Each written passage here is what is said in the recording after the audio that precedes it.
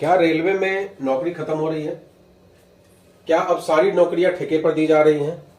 और क्या आने वाले समय में रेलवे की भर्ती बंद हो जाएगी? आज इस वीडियो में हम पूरी सच्चाई को समझने का प्रयास करेंगे और ये समझेंगे कि क्या रेलवे में नौकरी ही एकमात्र विकल्प है। क्या इसके सिवा रेलवे आपको बहुत सारा इंफ्रास्ट्रक्चर, बहुत सारा काम नहीं देता है? तो नमस्कार दोस्तों, मैं हूं प्रवीण चंद्र और आपका स्वागत करता हूं आज के वीडियो में। और आज हम एक ऐसे विषय में बात करने वाले हैं जिसको लेकर गांव से लेकर शहर तक बहुत चर्चा होती है। लोग पूछते हैं कि रेलवे में नौकरी है भी या नहीं, अगर है तो कितनी, और नहीं है तो आखिर क्या वजह है। ऐसी बहुत सारी बातें चर्चा में रहती हैं। ट्रेन को लेट होती फी को लेकर चर्चा, ट्रेन में आने वाले वेंडर्स को लेकर चर्चा। मतलब ट्रेन एक ऐसा सब्जेक्ट है आज की डेट में कि इसको लेकर अक्सर चर्चा होती रहती है। एक समय था, थोड़ा हम लोग समझने का इसको प्रयास करते हैं। एक समय था जब रेलवे नौकरी का सबसे बड़ा स्रोत माना जाता था। लाखों लोग नौकरी की तैयारी करते थे क्योंकि नौकरी सुरक्षित मानी जाती थी। लोग सरकारी सर्वेंट बनना पसंद करते थे, वेतन भी अच्छा था और भविष्य भी मजबूत माना जाता था। लेकिन कुछ वर्षों में, पिछला जो समय गुजरा है, कुछ वर्षों में मन में एक सवाल आने लगा है कि क्या रेलवे में नौकरियां कम हो गई है। इसके पीछे बहुत सारे कारण हैं। कारण क्या है? पहला कारण है तकनीक का बढ़ता हुआ उपयोग। आज टेक्नोलॉजी का इतना ज्यादा उपयोग हो गया है कि मैनुअल काम होता ही बहुत कम है। कंप्यूटर और मशीन की मदद से काम होने लगा है, मैन पावर कम होने लगा है। आप बैंकों में भी देखते होंगे, जहां पहले 25 का स्टाफ होता था, आज 4 लोगों का स्टाफ होता है। उसी तरीके से रेलवे में भी बहुत सारा स्टाफ कम हुआ है। दूसरा कारण है कॉन्ट्रैक्ट का सिस्टम। रेलवे के कुछ कार्य अब ठेके पे करवाए जाते हैं, इसलिए स्थायी पदों की संख्या काफी क्षेत्रों में कम दिखाई देती है। आपने यहां तक देखा होगा कि कई सारे रेलवे स्टेशन पे जो साफ सफाई का काम चलता है, ट्रेन के अंदर में जो साफ सफाई का काम चलता है, ये टोटल ठेके पे चल रहा है। इसके सिवा आपने एक चीज और महसूस किया होगा कि कई रेलवे स्टेशन को टोटल प्राइवेट सेक्टर में दे दिया गया है उसको डेवलप करने के लिए।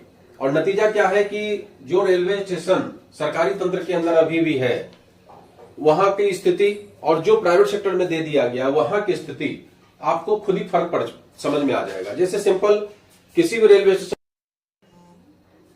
स्टेशन को आप देख लीजिए और रानी कमलापति को देख लीजिए, दोनों में जमीन आसमान का फर्क आपको समझ में आएगा। तीसरा कारण क्या है? भर्ती प्रक्रिया में देरी। कई बार भर्ती निकलने और ज्वाइनिंग होने में काफी समय लग जाता है, जिससे लोगों को लगता है कि भर्ती नहीं हो रही है। एक मेरे रिश्तेदार हैं, अभी करीब 1.5 साल से उनका कार्यक्रम चल रहा है। आज यहाँ एग्जाम, परसों वहां एग्जाम, फिर मेडिकल, फिर ये फिर वो, करते करते करते करते पता चला कि 1.5 साल का समय गुजर गया है, अभी तक अपॉइंटमेंट लेटर उनके हाथ में नहीं है। तो ये भर्ती प्रक्रिया में देरी भी एक बहुत बड़ा कारण है। लेकिन इसका ये बिल्कुल मतलब नहीं है कि रेलवे में नौकरियां खत्म हो गई है। रेलवे आज भी दुनिया के सबसे बड़े नियोक्ताओं में से एक है।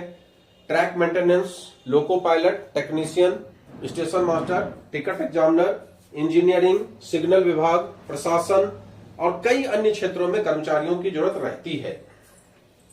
आप जब भी ट्रेन से गुजरते होंगे, आप देखते होंगे कि नई रेलवे लाइन हमेशा बनती है, नए स्टेशन विकसित किए जा रहे हैं, नई ट्रेनें चल रही हैं और कर्मचारियों की आवश्यकता बढ़ती ही जा रही है। इसलिए यह कहना गलत है कि रेलवे में नौकरी नहीं है।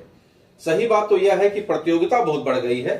पहले जहां हजारों लोग आवेदन करते थे, अब लाखों लोग आवेदन करते हैं। अगर आप रेलवे में नौकरी चाहते हैं तो तैयारी जारी रखिए, भर्ती आने पर आवेदन कीजिए और साथ में कोई स्किल भी सीखिए ताकि एक विकल्प हमेशा आपके पास रहे। दोस्तों, मेरा मानना है कि केवल सरकारी नौकरी के भरोसे बैठना सही नहीं है। तैयारी के साथ साथ कौशल, छोटा व्यवसाय या अतिरिक्त आय का स्रोत भी बनाना चाहिए। आपकी राय क्या है जरूर बताइए। क्या रेलवे में नौकरियां कम हो गई हैं, आपको भी लगता है, या अभी भी अच्छे अवसर मौजूद हैं? अपनी राय कमेंट में जरूर बताइए। और वीडियो पसंद आया है तो लाइक जरूर करिए भाई, और सब्सक्राइब का चैनल को सब्सक्राइब जरूर कर लीजिए। आप लोग सब्सक्राइब नहीं करते हैं, देख तो लेते हैं लेकिन सब्सक्राइब नहीं करते। बेल आइकन को जरूर दबा दीजिए जिससे मेरे प्रतिदिन आने वाले वीडियो आपको मिलते रहे। साथ में कुछ बातें और समझते हैं।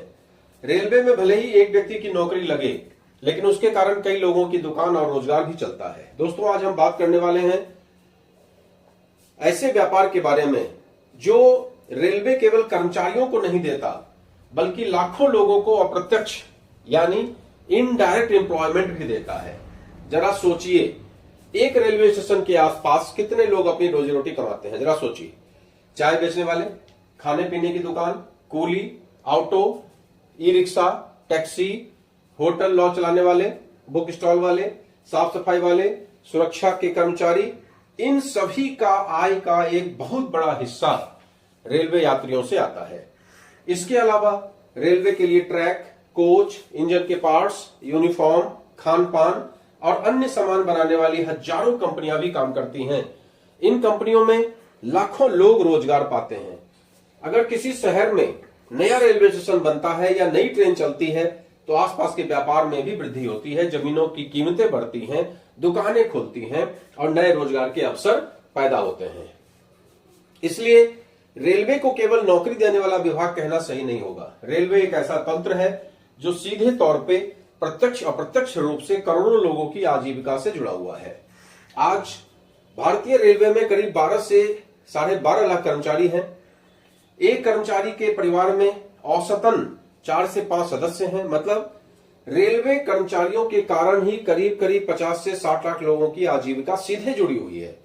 और अप्रत्यक्ष तौर पे देखें तो स्टेशनों के आसपास चाय नाश्ता, hotel, auto, e rickshaw, taxi, coolie, book stall, साफ सफाई, सुरक्षा, कैटरिंग, ट्रैक निर्माण, कोच, इंजन पार्ट्स बनाने वाली कंपनियां आदि लाखों लोगों को रोजगार देती हैं। इसलिए कई विशेषज्ञ का यह कहना है कि केवल 12 लाख नौकरियों वाला विभाग रेलवे नहीं है, बल्कि करोड़ों लोगों की अर्थव्यवस्था का आधार है रेलवे सीधे केवल 12 लाख में तो कर्मचारी काम करते हैं, लेकिन उनके परिवार को जोड़ दें तो 50 से 60 लाख और सभी को जोड़ दें, ऑटो रिक्शा सबको जो उसके ऊपर डिपेंड है, तो ये करोड़ों लोगों को रोजगार देने वाला एक जबरदस्त तरीका, एक जबरदस्त प्लेटफॉर्म, एक जबरदस्त सोर्स है रेलवे। आप भी अगर रेलवे स्टेशन के अगल बगल में रहते हैं तो आप निश्चित तौर पे बेरोजगार हैं या सेमी बेरोजगार हैं या अपने गांव से भागे हुए हैं तो वापस लौट आइए, क्योंकि रेलवे में एक बेहतरीन साधन है इनकम करने का। चाहे आप दुकान करके, चाहे आप वेंडर बन के, चाहे आप छोटा मोटा कोई भी ऐसा काम, खाना पहुंचाने का काम, कैटरिंग का काम, ऐसा बहुत सारा काम आज रेलवे के अंदर में है जिसको करके आप अच्छी खासी आमदनी कर सकते हैं। और जैसे हमने देखा है, आपने भी महसूस किया होगा, कुरकुरे बेचने वाले, पानी बेचने वाले, अगर एक पानी बेचने वाले का भी एग्जांपल ले लें, जो कि मेरे दिमाग में अक्सर ही आता है कि मेरे पास कोई काम नहीं है, मैं बाहर में 10, 20, 25 हजार की नौकरी करता हूं, उससे बेटर है कि मैं अपने गांव के किसी रेलवे स्टेशन पे पानी बेचने का काम करूं।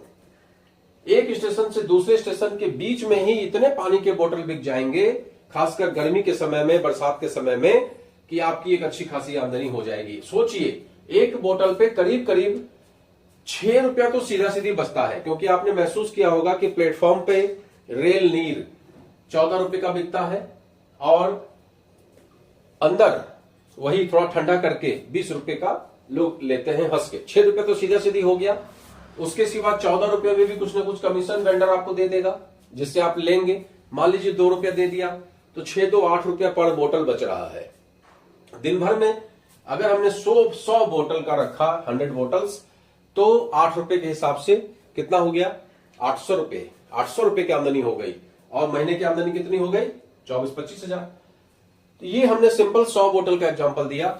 इसी में अगर आप बढ़ा लेते हैं, और ज्यादा बिक्री हो जाती है, और ज्यादा ट्रेनें आपके पास से गुजरती हैं, तो उस अवस्था में आपकी आमदनी और बढ़ सकती है। तो ये एक सिंपल तरीका हमने आपको बताया इनकम करने का, कि रेलवे के ऊपर आप केवल ये सोच के डिपेंड मत हो जाइए कि रेलवे में सरकारी नौकरी है कि नहीं, क्योंकि रेलवे प्रत्यक्ष और अप्रत्यक्ष रूप से आज लाखों नहीं करोड़ों लोगों के जीवन का एक बेहतरीन साधन है। तो मैं हूं प्रवीण चंद्रा, और ऐसे वीडियो के लिए मेरा चैनल सब्सक्राइब कर लीजिए और बेल आइकन को दबाना मत भूलिए। नमस्कार।